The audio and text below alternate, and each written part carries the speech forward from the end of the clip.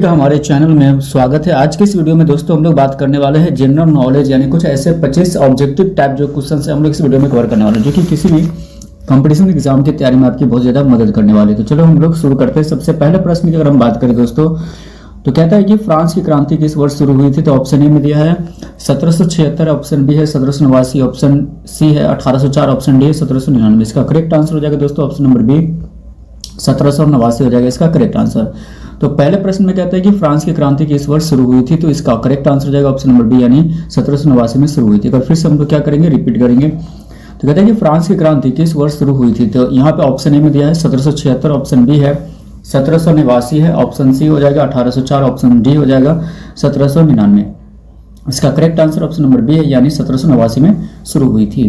बात कर लेते हैं प्रश्न संख्या अगर हम 2 की बात कर ले, तो प्रश्न संख्या में 2 में कहता है कि फ्रांस की क्रांति के समय फ्रांस का राजा कौन था। ऑप्शन ए है लुईस 14वां, ऑप्शन बी है लुई 15वां, ऑप्शन सी है लुई 16वां, ऑप्शन डी है लुई 17वां। इसका करेक्ट आंसर हो जाएगा ऑप्शन नंबर सी यानी लुई 16वां था। यानी फ्रांस की क्रांति के समय फ्रांस का राजा कौन था, लुई 16वां था। चलते हैं प्रश्न संख्या अगर हम 3 की बात करें, तो प्रश्न संख्या 3 में कहते हैं कि फ्रांस की क्रांति का नारा क्या था। ऑप्शन ए है स्वतंत्रता, समानता, भ्रातृत्व का नारा था, या ऑप्शन बी है मजबूत बनो, स्वतंत्र बनो, ऑप्शन सी है सभी मनुष्य समान है, ऑप्शन डी क्रांति और आजादी। तो इसका correct answer option number A हो जाएगा यानी स्वतंत्रता, समानता, भ्रातृत्व का नारा था। तो यहाँ पे प्रश्न संख्या 3 में कहते हैं कि फ्रांस की क्रांति का नारा क्या था, तो स्वतंत्रता, समानता, भ्रातृत्व का नारा था। एक बार फिर से हम क्या करेंगे, इसको रिपीट करेंगे। तो कहता है कि फ्रांस की क्रांति का नारा क्या था। ऑप्शन ए स्वतंत्रता, समानता, भ्रातृत्व, ऑप्शन बी मजबूत बनो, स्वतंत्र बनो, ऑप्शन सी सभी मनुष्य समान है, ऑप्शन डी क्रांति और आजादी। इसका करेक्ट आंसर हो जाएगा ऑप्शन नंबर ए यानी स्वतंत्रता, समानता, भ्रातृत्व। चलते हैं प्रश्न संख्या 4 की तरफ। इसमें कहता है कि फ्रांस की क्रांति का मुख्य कारण क्या था। ऑप्शन ए में है बाहरी हमले, ऑप्शन बी है आर्थिक संकट, ऑप्शन सी है धार्मिक युद्ध, ऑप्शन डी है कृषि सुधार। दोस्तों इसका करेक्ट आंसर हो जाएगा ऑप्शन नंबर बी यानी आर्थिक संकट हो जाएगा, इसका करेक्ट आंसर हो जाएगा। तो प्रश्न संख्या 4 में कहता है कि फ्रांस की क्रांति का मुख्य कारण क्या था, आर्थिक संकट था। तो ऑप्शन नंबर बी इसका करेक्ट हो जाएगा। एक बार फिर से हम लोग क्या करेंगे, इस प्रश्न को रिपीट करेंगे कि फ्रांस की क्रांति का मुख्य कारण क्या था। ऑप्शन ए बाहरी हमले, ऑप्शन बी आर्थिक संकट, ऑप्शन सी धार्मिक युद्ध, ऑप्शन डी कृषि सुधार। इसका correct answer option number B हो जाएगा यानी आर्थिक संकट हो जाएगा इसका करेक्ट आंसर। बात कर लेते हैं प्रश्न संख्या अगर हम 5 की बात करें, तो कहते हैं किसान वर्ग को क्या कहा जाता था। ऑप्शन ए प्रथम एस्टेट कहा जाता था, ऑप्शन बी द्वितीय एस्टेट, ऑप्शन सी तृतीय एस्टेट, ऑप्शन डी शाही एस्टेट। इसका correct answer option number C हो जाएगा यानी तृतीय एस्टेट कहा जाता था। यानी किसान वर्ग को क्या कहा जाता, तृतीय एस्टेट को कहा जाता था। चलते हैं प्रश्न संख्या अगर हम 6 की बात करें, तो प्रश्न संख्या 6 में कहता है कि फ्रांस का कौन सा वर्ग कर देता था यानी टैक्स देने का काम करता था। ऑप्शन ए पादरी वर्ग, ऑप्शन बी सामंत वर्ग, ऑप्शन सी तृतीय एस्टेट, ऑप्शन डी राजा। इसका करेक्ट आंसर हो जाएगा ऑप्शन नंबर सी यानी तृतीय स्टेट के जो लोग थे उन्हें कर देना पड़ता था। तो दोस्तों बात कर लेते हैं प्रश्न संख्या 6 में, तो इसमें कहता है कि फ्रांस का जो कौन सा वर्ग टैक्स देता था। तो इसको अगर हम देखें ध्यान से, तो ऑप्शन नंबर सी इसका करेक्ट हुआ यानी तृतीय स्टेट के लोग देते थे कर। तो प्रश्न संख्या अगर हम 6 को एक बार फिर से रिपीट करेंगे, फ्रांस का कौन सा वर्ग कर देता था यानी टैक्स देता था। तो ऑप्शन ए पादरी वर्ग, ऑप्शन बी है सामंत वर्ग, ऑप्शन सी तृतीय स्टेट, ऑप्शन डी राजा। इसका correct answer option number C हो जाएगा यानी तृतीय स्टेट इसका करेक्ट आंसर। बात कर लेते हैं प्रश्न संख्या अगर हम 7 की बात करें दोस्तों, इसमें कहता है कि बास्तिल किले पर लोगों ने कब हमला किया। तो ऑप्शन ए है 14 जुलाई 1789 को, ऑप्शन बी 15 अगस्त 1789 को, ऑप्शन सी है 26 जनवरी 1789 को, ऑप्शन डी है 10 मार्च 1789। इसका correct answer option number A हो जाएगा यानी 14 जुलाई 1789 को बास्तिल किले पर हमला किया था लोगों ने। एक बार फिर से हम लोग क्या करेंगे, प्रश्न संख्या 7 को रिपीट करेंगे। बास्तिल किले पर लोगों ने कब हमला किया। तो ऑप्शन है 14 जुलाई 1789, ऑप्शन बी है 15 अगस्त 1789, ऑप्शन सी 26 जनवरी 1789, ऑप्शन डी 10 मार्च 1789। इसका correct answer option number A हो जाएगा यानी 14 जुलाई 1789 इसका करेक्ट आंसर है। चलते बात करते हैं प्रश्न संख्या 8 की बात करते हैं दोस्तों। इसमें क्या कहता है, फ्रांस में बास्तिल दिवस किस रूप में मनाया जाता है। तो फ्रांस में जो है ना बास्तिल दिवस किस रूप में मनाया जाता है। तो ऑप्शन ए है श्रमिक दिवस, ऑप्शन बी है स्वतंत्रता दिवस, ऑप्शन सी है गणतंत्र दिवस, ऑप्शन डी क्रांति दिवस। इसका correct answer option number B हो जाएगा दोस्तों यानी स्वतंत्रता दिवस के रूप में मनाया जाता है। तो प्रश्न संख्या 8 में कहता है कि फ्रांस में जो बास्तिल दिवस है वो किस रूप में मनाया जाता है। तो स्वतंत्रता दिवस के रूप में मनाया जाता है, ऑप्शन नंबर बी इसका करेक्ट हो जाएगा। बात कर लेते हैं प्रश्न संख्या 9 की, जो कि बहुत इंपॉर्टेंट प्रश्न होने वाली है कि मनुष्य और नागरिक अधिकारों की घोषणा किस वर्ष जारी हुई। Option A 1788, option B 1789, option C 1790, यहाँ पे ऑप्शन सी में 1790, ऑप्शन डी 1751। इसका correct answer option number B हो जाएगा यानी 1789 हो जाएगा इसका करेक्ट आंसर। यानी मनुष्य और नागरिक अधिकारों की घोषणा किस वर्ष जारी हुई थी। तो ऑप्शन नंबर बी यानी 1789 में जारी हुई थी। एक बार फिर से हम क्या करेंगे, प्रश्न संख्या 9 को रिपीट करेंगे कि मनुष्य और नागरिक अधिकार की घोषणा किस वर्ष जारी हुई। तो ऑप्शन ए है 1788, option B 1789, option C 1790, option D 1791। इसका correct answer option number B हो जाएगा, यानी 1789 इसका करेक्ट आंसर। प्रश्न संख्या अगर हम 10 की बात करें दोस्तों, तो प्रश्न संख्या 10 में कहता है कि महिलाओं के अधिकारों की घोषणा किसने लिखी। तो ऑप्शन ए में है Olympe de Gouges, option B Rousseau, option C Montesquieu, option D Abbe Sieyes. इसका correct answer option number A हो जाएगा, यानी ओलंप डे गुज हो जाएगा इसका करेक्ट आंसर, यानी ऑप्शन नंबर ए हो जाएगा। कहते हैं कि महिलाओं के अधिकार की घोषणा किसने लिखी थी, तो ओलंप डे गुज ने लिखी थी, यानी ऑप्शन नंबर ए इसका करेक्ट हो जाएगा।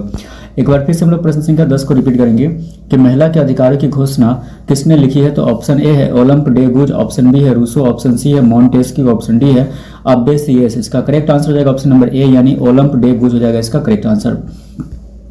बात कर लेते हैं प्रश्न संख्या 11 की। इसमें कहते हैं कि नेशनल असेंबली का गठन किसने किया। तो ऑप्शन ए में है प्रथम स्टेट, ऑप्शन बी में द्वितीय स्टेट, ऑप्शन सी है तृतीय स्टेट, ऑप्शन डी है सभी स्टेट। इसका correct answer option number C हो जाएगा, यानी तृतीय स्टेट इसका करेक्ट आंसर हो जाएगा। तो प्रश्न संख्या 11 में कहते हैं कि नेशनल असेंबली का गठन किसने किया। तो ऑप्शन नंबर सी यानी तृतीय स्टेट ने किया है, तो ऑप्शन नंबर सी इसका करेक्ट हो जाएगा। बात कर लेते हैं प्रश्न संख्या अगर हम 12 की बात करते हैं, इसमें कहता है कि सामाजिक अनुबंध पुस्तक किसने लिखी। तो सामाजिक अनुबंध पुस्तक किसने लिखी। ऑप्शन ए है रूसो, ऑप्शन बी है वाल्टियर, ऑप्शन सी है लॉक, ऑप्शन डी है मार्क्स। इसका करेक्ट आंसर हो जाएगा ऑप्शन नंबर ए, यानी रूसो हो जाएगा इसका करेक्ट आंसर। कहते हैं कि सामाजिक अनुबंध पुस्तक किसने लिखी। तो रूसो ने लिखी, यानी ऑप्शन नंबर ए इसका करेक्ट हो जाएगा। बात कर लेते हैं प्रश्न संख्या 12 की। इसमें कहते हैं कि सामाजिक अनुबंध पुस्तक किसने लिखी। तो ऑप्शन ए है रूसो, ऑप्शन बी है वाल्टियर, ऑप्शन सी है लॉक, ऑप्शन डी है मार्क्स। इसका correct answer option number A हो जाएगा, यानी रूसो हो जाएगा इसका करेक्ट आंसर।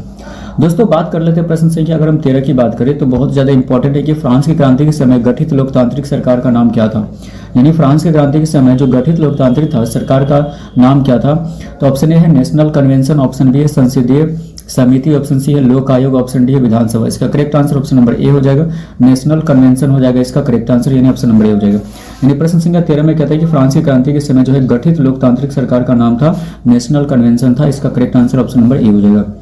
प्रश्न संख्या अगर हम 14 की बात करें दोस्तों, इसमें कहता है कि गिलोटिन क्या था। ऑप्शन ए एक कानून था, ऑप्शन बी एक हथियार था, ऑप्शन सी फांसी देने का यंत्र था, ऑप्शन डी कर प्रणाली था। इसका correct answer option number C, यानी फांसी देने का यंत्र था। चलते बात कर लेते हैं प्रश्न संख्या अगर हम 15 की बात करें दोस्तों, इसमें कहता है कि लुई सोलवा को कब फांसी दी गई। तो लुई सोलवा को कब फांसी दी गई। तो ऑप्शन ए में 1789, ऑप्शन बी है 1791, ऑप्शन सी है 1792, ऑप्शन डी है 1793। इसका correct answer option number D हो जाएगा, यानी 1793 इसका करेक्ट आंसर हो जाएगा। यानी प्रश्न संख्या 15 में कहता है कि लुई सोलवा को कब फांसी दी गई। तो ऑप्शन नंबर डी यानी 1793 में फांसी दी गई थी। ठीक है, बात कर लेते हैं प्रश्न संख्या 16 की, जो कि बहुत इंपॉर्टेंट प्रश्न होने वाली है दोस्तों। जैकोबिन क्लब का प्रमुख कौन था। तो जैकोबिन क्लब का प्रमुख कौन था। ऑप्शन ए नेपोलियन था, ऑप्शन बी लॉफेट था, ऑप्शन सी रॉब्सपियर था, ऑप्शन डी मिराबो। इसका correct answer option number C हो जाएगा, यानी रॉब्सपियर। तो कहता है जैकोबिन क्लब का प्रमुख कौन था, रॉब्सपियर था, यानी ऑप्शन नंबर सी इसका करेक्ट हो जाएगा। ठीक है दोस्तों, तो प्रश्न संख्या 16 का फिर से रिपीट करेंगे। कहते हैं जैकोबिन क्लब का प्रमुख कौन था। तो option A Napoleon, option B Lafayette, option C Robespierre, option D Mirabeau. इसका correct answer option number C यानी रॉब्सपियर हो जाएगा। बात कर लेते हैं प्रश्न संख्या अगर हम 17 की बात करें दोस्तों, जो कि बहुत ही इंपॉर्टेंट है, जो कि आपको अच्छे से क्या करना, अपने नोट्स में तैयार भी करना ताकि रिवीजन हो अच्छे से। कहता है आतंक का शासन यानी रीजन ऑफ टेरर जिसको बोलते हैं किससे जुड़ा है। तो ऑप्शन ए फ्रांस का सामंतवाद, option B Robespierre, option C Napoleon, option D Rousseau. तो इसका correct answer option number B हो जाएगा, यानी रॉब्सपियर से जुड़ा हुआ है। तो आतंक का जो शासन है वो किससे जुड़ा है। तो रॉब्सपियर से जुड़ा हुआ है, तो ऑप्शन नंबर बी इसका करेक्ट हो जाएगा।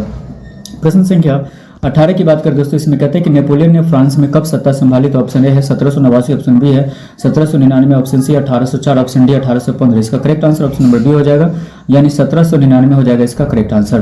कहते हैं कि नेपोलियन ने फ्रांस में कब सत्ता संभाली। तो ऑप्शन नंबर बी यानी 1799 में संभाली थी। इसका करेक्ट आंसर हो जाएगा। प्रश्न संख्या अगर 19 की बात करें दोस्तों, कहता है कि फ्रांस की क्रांति ने किस सिद्धांत को प्रोत्साहन दिया। तो ऑप्शन ए तानाशाही को, ऑप्शन बी राजतंत्र को, ऑप्शन सी लोकतंत्र को, ऑप्शन डी सामंतवाद को। इसका correct answer option number C हो जाएगा, यानी लोकतंत्र को। तो फ्रांस की क्रांति ने किस सिद्धांत को प्रोत्साहन दिया। तो लोकतंत्र को प्रोत्साहन दिया था, यानी ऑप्शन नंबर सी इसका करेक्ट हो जाएगा। तो प्रश्न संख्या 19 की अगर हम बात करें तो इसमें कहता है कि फ्रांस की क्रांति ने किस सिद्धांत को प्रोत्साहन दिया। तो ऑप्शन ए तानाशाही, ऑप्शन बी राजतंत्र, ऑप्शन सी लोकतंत्र, ऑप्शन डी सामंतवाद। इसका correct answer option number C हो जाएगा, यानी लोकतंत्र हो जाएगा इसका करेक्ट आंसर। बात कर लेते हैं प्रश्न संख्या अगर हम 20 की बात करें तो इसमें कहता है कि फ्रांस में क्रांति के समय मुद्रा का संकट क्यों आया। तो फ्रांस में क्रांति के समय मुद्रा का संकट क्यों आया। तो ऑप्शन ए है युद्धों के कारण, ऑप्शन बी है करों की अधिकता, ऑप्शन सी है महंगाई के कारण, ऑप्शन डी है खेतों की कमी। इसका करेक्ट आंसर हो जाएगा ऑप्शन नंबर ए, यानी युद्धों के कारण हो जाएगा इसका करेक्ट आंसर। यानी फ्रांस में क्रांति के समय मुद्रा का संकट क्यों आया। तो युद्धों के कारण आया था, यानी ऑप्शन नंबर ए इसका करेक्ट हो जाएगा। प्रश्न संख्या 20 को एक बार फिर से हम लोग रिपीट करेंगे कि फ्रांस में क्रांति के समय मुद्रा का संकट क्यों आया। तो ऑप्शन ए है युद्धों के कारण, ऑप्शन बी करों की अधिकता के कारण, ऑप्शन सी महंगाई के कारण, ऑप्शन डी खेतों की कमी। तो इसका correct answer option number A हो जाएगा, यानी युद्धों के कारण हो जाएगा इसका करेक्ट आंसर। बात कर लेते हैं प्रश्न संख्या अगर हम 21 की बात करें दोस्तों, इसमें कहता है कि फ्रांस की क्रांति किस वर्ग की जीत मानी जाती है। तो फ्रांस की क्रांति किस वर्ग की जीत मानी जाती है। ऑप्शन ए पादरी वर्ग, ऑप्शन बी सैनिक वर्ग, ऑप्शन सी तृतीय स्टेट, ऑप्शन डी राजा। इसका correct answer option number C हो जाएगा, यानी तृतीय स्टेट इसका करेक्ट आंसर हो जाएगा। तो कहता है कि फ्रांस की क्रांति किस वर्ग की जीत मानी जाती है। तो तृतीय स्टेट की जीत मानी जाती है, यानी ऑप्शन नंबर सी इसका करेक्ट होगा। प्रश्न संख्या अगर हम 22 की बात करें दोस्तों, तो प्रश्न संख्या 22 में कहता है कि फ्रांस की क्रांति ने किस विचार को जन्म दिया। तो फ्रांस की क्रांति ने किस विचार को जन्म दिया। तो ऑप्शन ए है राजाओं का दैवीय अधिकार, ऑप्शन बी है जनता की संप्रभुता, ऑप्शन सी दास प्रथा, ऑप्शन डी उपनिवेशवाद। इसका correct answer option number B हो जाएगा, यानी जनता की संप्रभुता हो जाएगा इसका करेक्ट आंसर, यानी ऑप्शन नंबर बी हो जाएगा इसका करेक्ट। कहता है कि फ्रांस की क्रांति ने किस विचार को जन्म दिया। तो जनता की संप्रभुता को जन्म दिया था। तो ऑप्शन नंबर बी इसका करेक्ट हो जाएगा।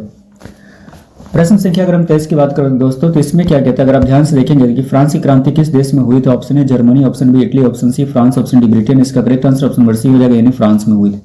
तो फ्रांस की क्रांति किस देश में हुई थी। फ्रांस में हुई थी, ये correct answer option number C हो जाएगा। तो आपको याद रखना है। प्रश्न संख्या अगर हम 24 की बात करें, तो इसमें कहता है कि फ्रांस की क्रांति का मुख्य आर्थिक कारण कौन सा था। ऑप्शन ए खेती में कमी, ऑप्शन बी राजकोष खाली होना, ऑप्शन सी युद्ध का अभाव, ऑप्शन डी व्यापार में बढ़ोतरी। इसका correct answer option number B हो जाएगा, यानी राज्य कोष खाली होना। Correct answer option number B होगा, यानी फ्रांस की क्रांति का जो मुख्य आर्थिक कारण था वो कौन सा था, यानी ऑप्शन नंबर बी, यानी राज्य कोष खाली होना हो जाएगा। बात कर लेते हैं प्रश्न संख्या अगर हम 25 की बात करें दोस्तों, इसमें कहता है कि फ्रांस की क्रांति का विश्व पर क्या प्रभाव पड़ा। तो फ्रांस की क्रांति का विश्व पर क्या प्रभाव पड़ा। तो ऑप्शन ए में तानाशाही का प्रसार, ऑप्शन बी है लोकतांत्रिक विचारों का प्रसार, ऑप्शन सी है सामंतवाद की वृद्धि, ऑप्शन डी है युद्धों का अंत। इसका correct answer option number B हो जाएगा, यानी लोकतांत्रिक विचारों का प्रसार हो जाएगा, यानी ऑप्शन नंबर इसका करेक्ट हो जाएगा। कहता है कि फ्रांस की क्रांति का जो विश्व पर क्या प्रभाव पड़ा। तो लोकतांत्रिक विचारों का प्रसार, यानी ऑप्शन नंबर बी इसका करेक्ट हो जाएगा।